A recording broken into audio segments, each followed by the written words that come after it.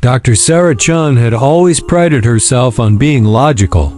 As a radio astronomer at the Arecibo-style facility in northern Chile, she spent her nights listening to the cosmos, searching for patterns in the static.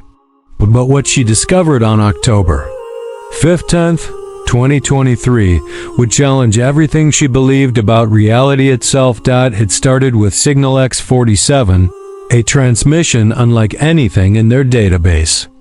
The frequency was impossible, too low for any known natural phenomenon, yet too structured to be random noise.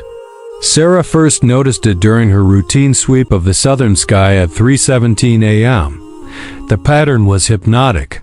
3 long pulses, followed by 7 short ones, then silence for exactly 43 seconds before repeating. Sarah spent the next 3 days analyzing the signal.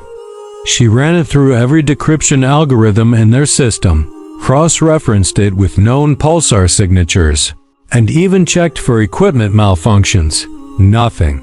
The signal remained a mystery, broadcasting from a point in space where no stars, no galaxies, nothing should exist according to their star maps. On the 4th night, something changed. The signal began to modulate, almost as if responding to their observation.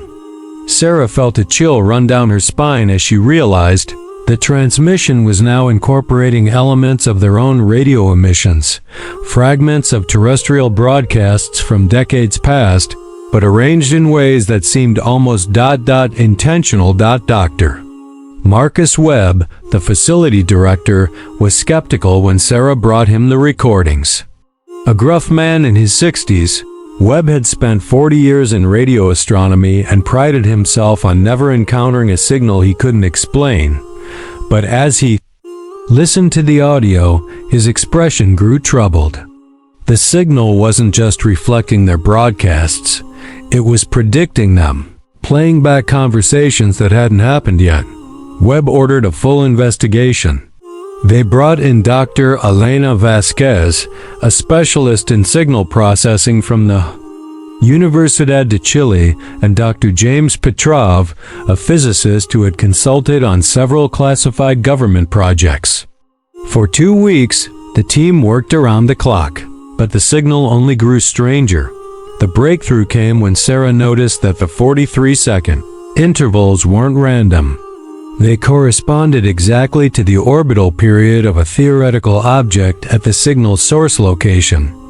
But according to their calculations, any object in that position should have been pulled into the nearby black hole centuries ago. Dr. Petrov suggested something that made the others uncomfortable. What if the signal wasn't coming from space at all, but from time? His theory, based on cutting-edge quantum mechanics, proposed that they were receiving transmissions from a future where their own facility had been pulled through a temporal anomaly. The team laughed at first, but then Sarah made a discovery that silenced their skepticism. Hidden in the signal's modulation was a message in perfect English. Day -17. The convergence approaches. We are trying to warn you. Day -17 from what? Sarah cross-referenced the timestamp with every astronomical event in their calendar. Nothing significant was scheduled to occur. But then she remembered the Black Hole Event Horizon Telescope project scheduled for exactly 17 days from when they first detected the signal. The project aimed to study the supermassive black hole in the constellation Centaurus, the same region from which signal X47 originated. Sarah's blood turned cold as she realized the implications. Were they receiving a warning from their own future selves? Dr. Webb was scheduled to depart for the BHET project in 3 days. Sarah tried to convince him to stay, to delay the project. But Webb dismissed her concerns as the product of too many sleepless nights. On November 1st, Webb and a team of 12 researchers boarded the transport to the BHET facility. Sarah never saw them again. The first indication something was wrong came when the BHET facility stopped responding to communications. Search and rescue teams found the facility intact but completely empty. All equipment was still running. Computers were logged in and active. Coffee was still warm and mugs scattered around the control room. But every single person had vanished without a trace. More disturbing was what they found in the facilities. Data logs. The last recorded transmission was Signal X-47, but now it was being broadcast from their own equipment. The timestamp showed it had been transmitting for weeks before. Sarah first detected it at her facility. Signal X-47 continued broadcasting for 3 more days after the disappearance, but now the message had changed. Instead of warnings, it transmitted what sounded like voices, familiar voices. Sarah recognized Dr. Webb's distinct laugh, Dr. Petrov's Russian accent, even her own voice from conversations that had never happened. On the 4th day, the signal stopped abruptly at exactly 3:17 a.m., the precise time Sarah had first detected it. The silence that followed felt heavier than any sound she had ever heard. The official investigation concluded that the BHET team had suffered a catastrophic accident, though no evidence of such an event was ever found. The facility was sealed, the project canceled, and Signal X-47 was classified. Sarah was transferred to a research position in urban Santiago, far from any radio telescopes. But Sarah knows the truth.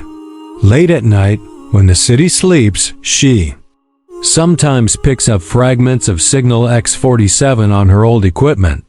The message is different now, more urgent. Day -0. The convergence is here. We were wrong. It's not the future calling to the past. It's the past calling to prevent the future. Sarah has tried to warn others, tried to publish her findings, but her papers are rejected, her emails ignored. Everyone who witnessed the signal has been relocated or reassigned. Dr. Vasquez reportedly suffered a nervous breakdown and now works as a high school teacher in rural Peru. The few colleagues who will still speak to Sarah insist that Signal X-47 never existed, but Sarah has the recordings. Hidden in her apartment, stored on drives that she checks obsessively, the signal remains. Sometimes when she plays it back, she can hear new voices among the static. Voices of people she knows are still alive, still working, still unaware of what's coming. The message continues to evolve, continues to warn, but Sarah is beginning to understand a terrible truth. The signal isn't trying to prevent the future, it's trying to ensure it happens. Every warning, every attempt to change course, only serves to guarantee that the original timeline unfolds exactly as recorded. Sarah has calculated the next convergence date, October 15th, 2024, exactly 1 year from when she first detected the signal. She knows that on that date, she will be compelled to investigate Signal X-47. She will convince Dr. Webb to join the BT project. She will set in motion the very events she has spent a year trying to prevent, because that's what the signal wants. That's what it has always wanted. The last entry in Sarah's journal, dated October 14th, 2024, reads simply, "Tomorrow I will discover Signal X-47 for the first time. I will think I am the observer, but I am only another frequency in the transmission. The signal doesn't come from the future or the past. It comes from the space between moments, from the place where all times exist simultaneously. I understand now. We were never trying to prevent the future. We were the future, reaching back to ensure our own existence. The convergence isn't an event, it's a state of being. And tomorrow, at exactly 3:17 a.m., I will hear the signal for what I will believe is the first time. But I have heard it before. I am hearing it now. I will always be hearing it." The facility in northern Chile sits empty now, its radio telescope pointing endlessly at the southern sky. Sometimes, local residents report strange sounds coming from the abandoned buildings, sounds like voices, having conversations in languages that haven't been invented yet. And every night at 3:17 a.m., For exactly 43 seconds, the radio telescope transmits a signal into space. 3 long pulses, followed by 7 short ones, broadcasting to a point in the cosmos where nothing should exist, but something does exist there. Something that remembers the future and warns the past. Something that ensures the loop continues. The signal persists, and the convergence approaches again and again. In an endless cycle of discovery and disappearance, the signal is still transmitting. It will always be transmitting. And somewhere, in a facility that may not exist in our timeline, Dr. Sarah Chen is discovering signal X47 for the first time. Unaware that she has done so countless times before, unaware that she is not the observer, but the observed, not the scientist but the experiment. The last message received from signal X47, before it faded into static, was a single word repeated in Sarah's own voice. Listen. But what Sarah never realized is that the signal wasn't asking her to listen to it. It was asking something else to listen to her.